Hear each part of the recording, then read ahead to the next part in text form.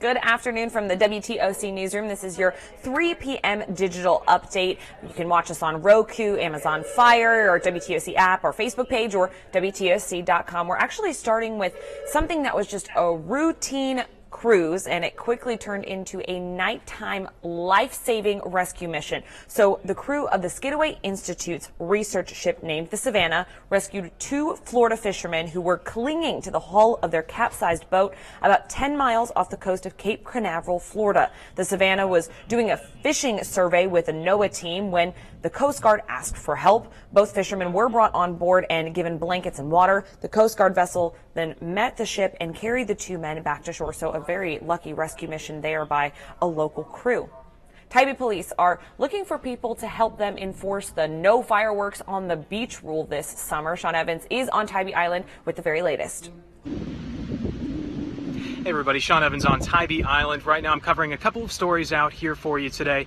Tybee police are looking for volunteers to help them watch the beaches to make sure that people aren't shooting fireworks off on the beach. That's something that's prohibited, a city ordinance, and can carry up to at least a $500 fine. So those volunteers are going to be police officers' eyes and ears when they're not around to enforce that rule. Also, the city is participating along with other coastal Georgia counties in an effort to clean up cigarette butts on the beach. They're getting a grant, a $15,000 grant from Keep America Beautiful. That's going to help with communications efforts, getting that message out to the public, also putting up cigarette butt receptacles all up and down the beach here on Tybee. So in an effort to keep this area clean. I'll have both of those stories for you just ahead on WTOC. You are invited to chime in on what you think should be done with the city's homeless camps. A state representative says something must be done and there must be a better solution to deal with Savannah's homeless camps. Zach Logan explains that the Chatham-Savannah Authority on Homelessness is going to be discussing some possible options.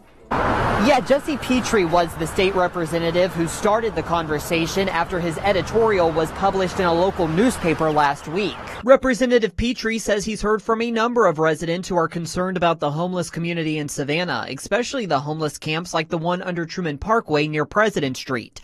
Besides being unsightly, Representative Petrie says the living conditions of these camps are unsuitable for any human being. The representative says he'd like to see the individuals relocate to another location, like an area away from infrastructures where the homeless can use bathrooms, shower, and trash facilities. Starting at 5 this evening, the Chatham-Savannah Authority for the Homeless will host an open meeting to allow people a chance to provide their input on possible solutions for these homeless camps. Marty Taylor is the director of People Helping People. The group focuses on providing food, fellowship, and other resources to the homeless. Taylor says she plans to be at tonight's meeting to learn more about these solutions. We're seeing them face to face every week, and sometimes between them. So we have that opportunity to where we can really inform them about what's going on, what the city is saying, hey, needs to stop, and let's work with them and see what we can do to get that to stop. And leaders from various organizations will also be in attendance for tonight's meeting. It's set to begin at 5 here at the Family and Children's Services building on Wheaton Street. Reporting in Savannah, Zach Logan, WTOC News. It is pouring outside of the newsroom right now, and more rain is on the way for your evening. Chief Meteorologist Dave Turley has a look at what you can expect for your evening forecast. Good Wednesday afternoon, everybody. I'm Chief Meteorologist Dave Turley. Looking at that SafeSite Security First Alert Live radar, already seeing some showers developing across the area. And as we zoom on in, we can see that right now just north of Baxley through Claxton into Glenville, heading into Pembroke, northern areas of Fort Stewart, and clipping the Richmond Hill area. And we got a little bit of lightning right now moving into western areas of McIntosh County, and I think we'll see more of this becoming prevalent as we head through the afternoon. So scattered showers and storms as we go hour by hour. Not everybody's going to see the rain, but this will produce some locally heavy rainfall for some, just like we have been seeing. We don't really expect any severe weather, but any of those storms will contain some gusty winds and also a lot of lightning along with that locally heavy rain. Now, heading into the evening hours, notice those rain chances going down by that 9 to 10 o'clock hour. Should be drier by midnight, and I think we'll see some decent weather starting out here on our Thursday morning. More updates coming up for you starting on The News at 4 with Jamie Erdahl, and I'll be back for The News at 5. The WTOC First Alert Weather Team is hitting the road to celebrate the summer and meet all of you, our amazing viewers. This Friday, June 15th, the WTOC Storm Chaser and the team will be at the Lodge at Bethany on Bethany Way in Statesboro from 4 to 7:30. So if you're heading out to Statesboro or you're there, we'd love to say hi. So be sure you stop by and see the Storm Chaser in Statesboro on Friday afternoon.